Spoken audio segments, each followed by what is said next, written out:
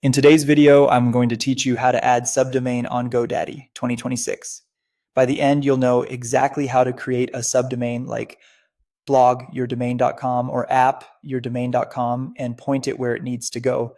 First, sign into your GoDaddy account. Once you're on the dashboard, open your profile menu in the top right.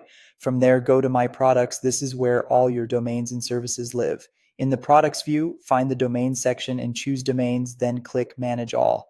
That takes you to your full domain portfolio. Select the domain you want to use for your new subdomain.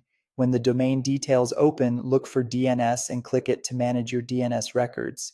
This is the control panel where your domain's routing rules are stored. Now click Add New Record. This is where you actually create the subdomain. You'll choose the record type first. For most setups, you'll use either an A record or a CNAME record. Choose an A record if you've been given a specific IP address by your hosting provider and you want the subdomain to resolve directly to that server.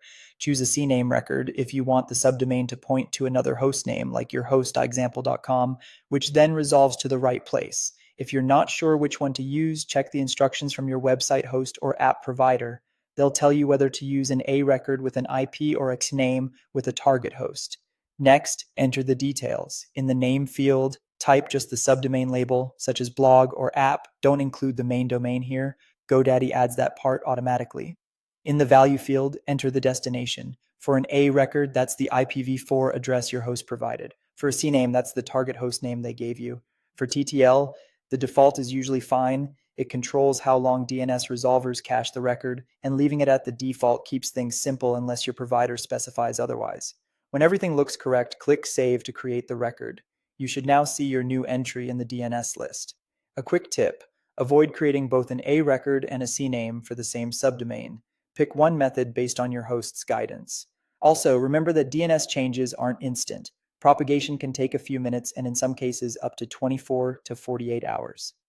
After saving, give it a little time, then test by visiting your new subdomain URL or using your host's DNS checker to confirm it's resolving. That's it. You've added a subdomain on GoDaddy and pointed it exactly where it needs to go.